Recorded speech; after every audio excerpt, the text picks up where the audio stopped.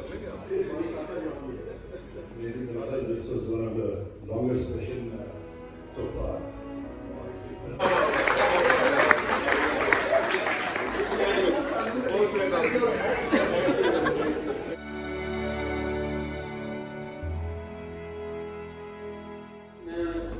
ایک بات تم کو کہتا ہوں, ہم بہت بڑے لوگ ہیں پاکستان میں. میں اپنے آپ پر بڑا فخر کرتا ہوں, سچ کرتا ہوں. مغلوں کا 27% GDP تھا اورنگزیب کے زمانے میں, اور مغلوں کی سلطنت بڑی سیکولر اور بڑی پروگریس ریاست تھی. یہ لیفٹ اور لبرل نے بھی بڑا پروپیگنڈا کیا اور بڑے روشن خیال تھے, اور مغلوں کو شکست دینے کی ضرورت نہیں تھی عربوں میں. یہ ایک علیحدہ موضوع ہے, یہ کسی دن میں بتاؤں گا.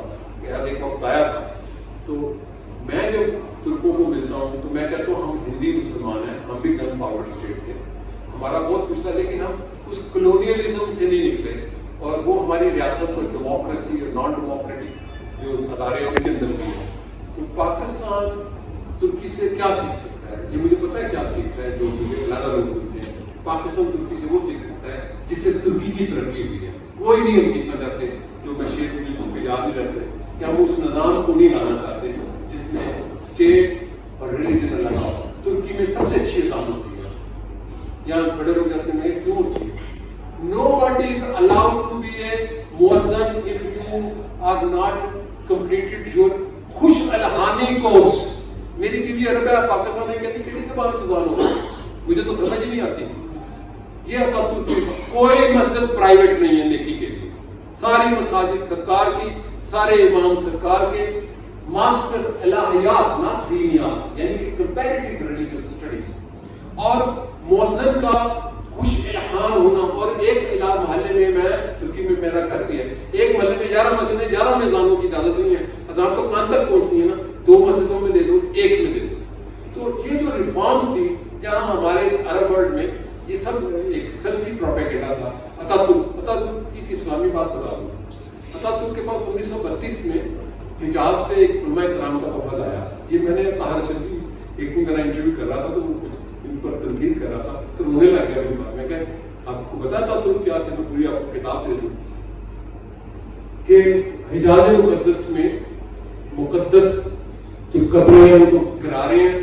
اب خبر آئی ہے کہ جو حضرت محمد صلی اللہ علیہ وسلم کا گنبد ہے وہ بھی گرایا جا رہا ہے. اتاترک نے کہا, بڑا لوگ تھا, جنگ جیت چکا تھا, چرچل, برطانیہ, فرانس, اس نے کہا جو نبی پاک صلی اللہ علیہ وسلم کا گنبد گرائے گا میں اسی سلطنت گرا دوں گا. تو یہ گنبد رک گیا. لیکن اتاترک کوئی ریلیجیس آدمی تو نہیں تھا, ایک فائٹر تھا, ایک سولجر تھا, اور اسٹیٹسمین تھا. وہ ڈگال سے کم نہیں تھا, ڈگال سے بڑا تھا. اس نے ایک مٹتی ہوئی قوم کو, اگر آپ کتاب پڑھنا چاہتے ہیں ری برتھ آف نیشن پڑھیں, پیٹرک پینوس کی, ہم نے اس کو اردو میں ترجمہ کر کے چھاپا ہے, یہ ضرور پڑھیں. اس میں ساری ڈبیٹ ہے خلافت کے زوال کی, ماڈرن اسٹیٹ کے بننے کی, اور ترقی کی ترقی کی. تو ترقی دنیا کی ایمرجنگ پاور ہے. اپنے علم, سائنس, عورت اور ریاست کے مذہبی آزادیوں علیحدہ ہونے, مذہبی پابندیاں کوئی نہیں ہونا. وہاں پہ ہمارے سے زیادہ نمازی ہیں. ہمارے میں بچوں نے سنتا تھا, آج میں اتنا سارا تھا, میں 68 کا ہوں. سب تو اچھے حاجی ترکوں میں, اس لیے مہذب شہری ہے, مہذب انسان ہے.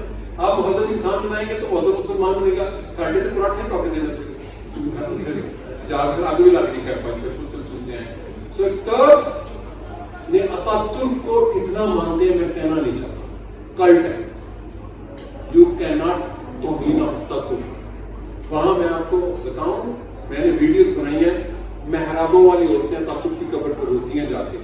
جب اس نے اپنی پراپرٹی دی اور اس نے جتنے بچے پالے, کٹریے کا بیٹا, اس سے اجازت دی کہ مجھے میں نے اڈاپٹ کرنا, تو اس کو بڑا فادر ہی لیتے ہیں. جو میں بات پوری کر گیا پہلے کہ دنیا میں جتنے فاؤنڈنگ فادر ہیں, اتاترک, ماؤ زے تونگ, مہاتما گاندھی, جنا, جو سروے ہے دنیا میں سب سے الائیو ماڈرن ورلڈ میں جو فادر ہے, جارج واشنگٹن, وہ اتاترک ہے.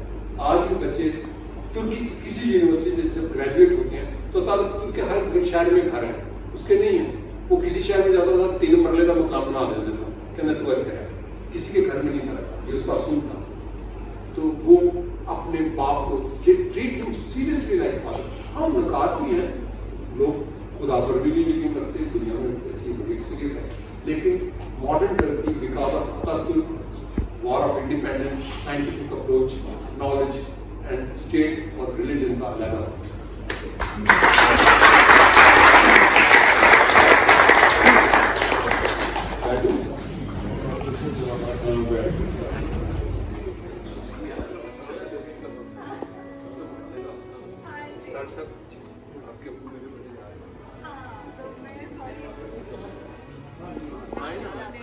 نمبر نہیں میرے سے, کیپ ان ٹچ, ہمیں تو آپ اس میں رابطہ رکھنا.